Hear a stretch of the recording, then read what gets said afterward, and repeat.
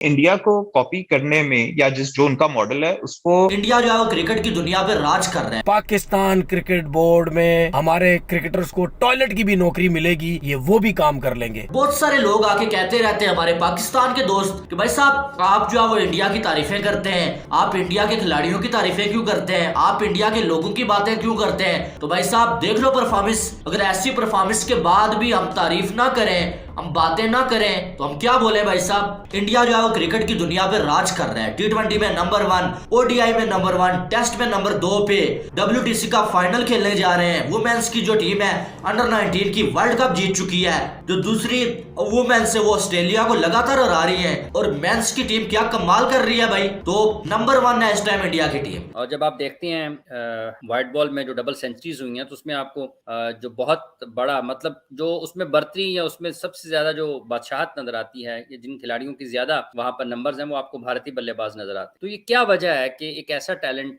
जो कि वहां पर उनको वो क्रिकेट खेलते हुए नजर आ रहा है, जो लंबे रन भी करते हैं, टेस्ट क्रिकेट भी अच्छा खेलते हैं, अपने मुल्क से बाहर जो उनकी ओवरसीज टेस्ट सीरीज हैं उसमें भी उनकी कामयाबी है, फिर व्हाइट बॉल क्रिकेट में भी उनकी बढ़तरी नजर आती है इनफरादी रन्स के एतबार से भी, और फिर जब वो टेस्ट टीम खेलते हैं तो वहाँ पर। तो पाकिस्तान में क्या ऐसा मसला है, ये क्या वजह है कि ऐसा बैटिंग टैलेंट पाकिस्तान में सामने नहीं आ रहा। और जैसे अभी हम शुभमन गिल के हवाले से बात कर रहे थे कल, चूंकि उनका सेंचुरी हुआ, तो आज के इसी पे है कि क्या फर्क है दोनों ममालिक के बल्लेबाजों में, क्या पाकिस्तान में सलाहियत की कमी है, सलाहियत का फर्क है। पाकिस्तान में इस वक्त इस बात पे मंथन चल रहा है कि देश में दम तोड़ते क्रिकेट को कैसे जिंदा करना है, वो भी बिना पैसों के। और इसमें सबसे कारगर आइडिया इन्हें दिखाई दे रहा है वो है भारत को कॉपी करना, क्योंकि पैसे इनके पास ऑलरेडी नहीं है और एक्सपेरिमेंट करने का इनके पास टाइम भी नहीं है। पीसीबी के सामने सबसे बड़ी चुनौती है पीसीबी से निपटना, क्योंकि पाकिस्तान में इस वक्त टैलेंट से ज्यादा सिफारिशें चलती है। और मजे की बात यह है कि ये सब सिफारिशें चलाते हैं और फिर खुद के बनाए सिस्टम को भला बुरा कहते हैं। इसके साथ ही पीसीबी में सबसे बड़ा हेरफेर करते हैं पाकिस्तान के पॉलिटिशियंस, जिनका आशीर्वाद लिए बगैर एडमिनिस्ट्रेटिव पद पे पहुंचना तो दूर की बात है, बोर्ड में चपड़ासी भी नहीं लग सकते। पाकिस्तान के क्रिकेटर्स, पॉलिटिशियंस, भूतपूर्व क्रिकेटर्स या चाहे पाकिस्तान का मीडिया हो, सबको ये नियम भली बात ही पता है, लेकिन फिर भी कोई नियमों को बदल नहीं पाया, चाहे कितने ही बड़े पद पे हो। और इसका सबसे बड़ा रीजन ये है कि मोस्टली लोग बड़े पदों पर खुद आशीर्वाद से ही पहुंचते हैं और उन्हें अपने लोगों को जैसे तैसे आगे बढ़ाने की जल्दी लगी रहती है। इस टॉपिक पर पाकिस्तान का मीडिया बात करने से बचता है, क्योंकि उनके खुद के कंसर्न है। भूतपूर्व क्रिकेटर्स और जो क्रिकेट के स्पेशलिस्ट है उनकी कोई सुनता ही नहीं है। इसी टॉपिक पर पाकिस्तान के आपको वेरियस क्रिकेट स्पेशलिस्ट बात करते मिलेंगे। अगर आपको ये वीडियो पसंद आती है तो वीडियो को कर देना लाइक और चैनल को कर देना है सब्सक्राइब, और कमेंट सेक्शन में अपनी राय देना न भूलें। पाकिस्तान एंटरटेनमेंट डिप्राइव्ड है। आपको पता है यहाँ पे गाड़ी का एक्सीडेंट होता है तो पूरी कौम रुक के देखने लग जाती है क्या हुआ। तो अगर PSL के टिकट्स बिकते हैं या लोगों का इंटरेस्ट होता है तो ऑब्वियसली लोग देखना चाहेंगे, क्योंकि एंटरटेनमेंट डिप्राइव्ड कंट्री है अभी अनफॉर्चुनेटली ये। लेकिन आप अभी भी देखें कि कुछ सीट्स हैं जो नेशनल टीम खेल रही है और खाली जा रही होती हैं। अब आप देखें कि why does India not let their player play in any other league, because उनको पता है कि उनके जितनी भी आई बॉल्स हैं, जो इंडिया में लोग हैं वो अपने प्लेयर्स को देखना चाहते हैं। तो जब हमारे ही स्टार्स हमें अवेलेबल हो रहे हैं 13 फरवरी को या 12 फरवरी को, और हमारा मैच 13 फरवरी को है, तो और देयर प्लेइंग लीग्स एवरीवेयर। लेकिन मैं ये नहीं कहता कि प्लेयर्स को पैसे ना कमाने दें, प्लेयर्स को आप बिल्कुल पैसे दें, जैसे वहां पे इंडिया में भी प्लेयर्स को they get a lot of money. लेकिन सारी जो उन लोगों ने सप्लाई है उसको रोक के जितनी लेफ्ट राइट पे छोटी छोटी लीग्स विद इन इंडिया शुरू हुई है उनको खत्म करके हम तो यहाँ पे खुद ही लीग्स बना रहे हैं। हम लोगों ने अपना बड़ा प्रोडक्ट ही नहीं बनाया, हमने ये नहीं कॉन्सेंट्रेट किया। अब आप देखें over 100 billionaires हैं इंडिया के अंदर, why are the same 5-6 teams going and buying teams in South Africa, Dubai and elsewhere? कोई भी खरीद सकता था क्रिकेट, तो बहुत अलार्मिंग है बिकॉज वो ब्रांड्स बना रही है। जितने बड़े ब्रांड्स विद इन क्रिकेट होंगे उतनी ही बड़ी आपकी लीग होगी। आप तो बेसिकली हम लोग अपने पास ही कंपटीशन क्रिएट कर रहे हैं। सेम मेरा स्टांस था जब KPL हमें ये जूनियर प्रीमियर लीग ऑफर हुआ था, तो मतलब कि देयर इज नो पॉइंट कि हम लोग यहाँ पर अपने प्लेयर्स को भी लेफ्ट राइट भेज दें जो एक्चुअली समटाइम्स लेस मनी में खेलते हैं वहां पे। So when we are supplying, yes, because sometimes we are supplying our players everywhere. Caribbean League, अभी बांग्लादेश लीग भी चल रही थी and all these, इतनी सारी लीग्स जो हो रही है अब, I all like, do you feel that PSL will be able to hold on to its premium position as the second best league after IPL in the coming years, given the mushrooming of other leagues?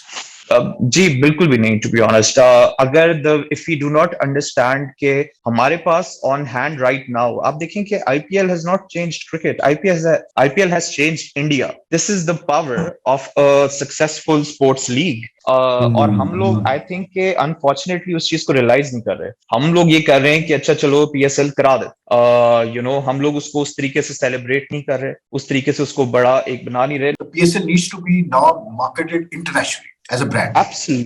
Absolutely, इसमें तो कोई doubt ही नहीं है। देखिए आपको मैं एक simple चीज बताता हूँ। जैसे अब आप भी यूट्यूब पे हैं, आपकी ऑडियंस होती होगी, मॉनेटरी एक इनकम आती है। जब आपको एक व्यू पाकिस्तान से आता है, उसकी एक सर्टेन वैल्यू होती है। जब आपको आपके एक्सपैट्स व्यू देते हैं, जब मैं भी इंग्लैंड में था, मैं आपका शो देखता था, तो उसकी एक डिफरेंट वैल्यू थी। बिल्कुल। तो सिमिलरली सबसे बड़ी आपकी audience is also not India और Pakistan, it's basically Pakistani Indians living abroad, जो बाहर रह रहे हैं, अमेरिका में रह रहे हैं, इंग्लैंड में रह रहे हैं। तो ना हमारी डिजिटल डील्स वैसी हैं, ना हमारी ब्रॉडकास्टिंग डील्स वैसी हैं, और ना ही टू बी ऑनेस्ट वो फ्यूचर में वैसी होंगी, अनटिल एंड अनलेस हम उस वाली ऑडियंस को अट्रैक्ट। फ्रेंचाइजीज के पास उतना वो पर्स नहीं है कि वो मतलब ऑप्शन में जाए या फिर उस तरह से वो प्लेयर्स को जो है टॉप प्लेयर्स को अट्रैक्ट करे।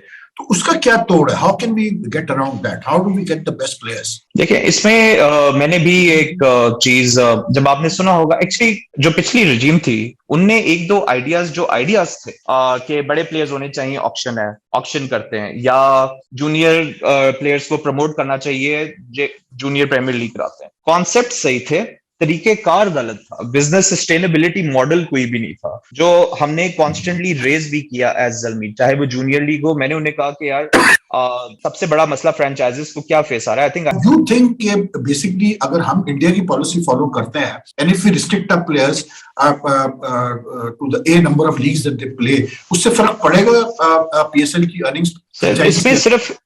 इसमें सिर्फ ये ना हो कि उनकी एनओसी छोड़ के हम बाकी काम ना करें, क्योंकि ये सारा एक इकोसिस्टम है। एक तो फर्स्टली देखिए, इंडिया को कॉपी करने में या जो उनका मॉडल है उसको फॉलो करने में कोई बुरी बात नहीं है। They have basically there is no point of reinventing the wheel. अभी आपने सुना होगा, मुझे बल्कि मेरे I have friends like I do public speaking also, तो मैं उस दिन देख रहा था कि जो अमेरिका में जो लीग हो रही है क्रिकेट की, जिसमें नाइट राइडर्स भी इन्वॉल्व है, कोई 18 से 20 लोग तो उन लोगों ने हायर कर लिए, अभी बॉल नहीं हुई। एंड पीएसएल में मेरे ख्याल से 2 से 3 रिसोर्सेज है, वो भी शेयर्ड है। So this is human resource, तो एक सबसे इंपॉर्टेंट चीज है, वो इसमें इन्वेस्टेड नहीं है। लेकिन वही वाली बात होगी सर कि यहाँ पे आप फ्रेंचाइज को मोर एसेट्स दें, कि वो फ्रेंचाइजेस भी जाकर उनको यूटिलाइज करें, या एटलीस्ट जो आपके पास एग्जिस्टिंग पार्टनर्स हैं उनको और अपॉर्चुनिटीज दें, ना कि आप एक केपीएल शुरू करा दें जो एक सस्ती लीग है। तो हम लोग ये कितनी देर सेल करते रहेंगे कि पाकिस्तान में बहुत टैलेंट है, एंड आर वी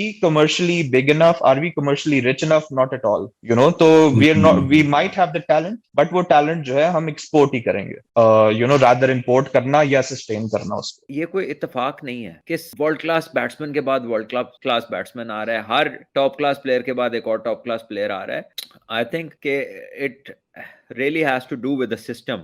जो सिस्टम है क्रिकेट का, स्पेशली अगर बैटिंग के हवाले से देखें तो एक बैट्समैन को लंबी इनिंगें प्लेयर बनाते, एक बैट्समैन का टाइम एट द क्रीज की लेंथ जो है वो बड़ी मैटर करती है कि वो कितना बड़ा खिलाड़ी बनेगा, वो कितनी स्किल रखता है एज अ बैट्समैन, उसकी फिनिश कितनी है, उसका डिफेंस कैसा है, और वो कितनी कैपेसिटी रखता है कि बॉलर को जो है वो निगोशिएट करके उसके स्ट्रॉन्ग पॉइंट को, उसके स्ट्रॉन्ग टाइम को, और एक ऐसी जगह पे पहुंचे जहां पे वो डोमिनेट करे। और फिर इवेंचुअली होता है कि जब आप इस एक्सरसाइज को ज्यादा बढ़ाते हैं, ज्यादा करते हैं, तो फ्रॉम द स्टार्ट आप डोमिनेशन आपको मिलना शुरू हो जाती है, क्योंकि आप उसमें इतना आगे निकल जाते हैं, आपकी शॉट सिलेक्शन आपकी मसल मेमोरी में इस कदर बैठ जाती है कि जब आप अच्छे टच में होते हैं तो you can play a shot to any ball. और अगर आप गिल की बारी देखें तो आपको लगता ही नहीं है कि वो किसी टाइम इशू को फोर्स कर रहे हैं, ठीक है, वो लगता है कि बस बॉल आ रही है और वो रिएक्ट कर रहे हैं, बॉल आ रही है और वो रिएक्ट कर रहे हैं। सो आई थिंक कि अगर मॉडर्न क्रिकेट की बात करें तो उसको तो लोग रिलेट करते हैं ना पावर हिटिंग से, रिवर्स स्वीपों से, रैंप शॉट से, आउट ऑफ द बॉक्स से, लेकिन गिल ने तो क्लासिक ट्रेडिशनल क्रिकेट खेली है, उसे तो विकेट के सामने शॉट मारे हैं।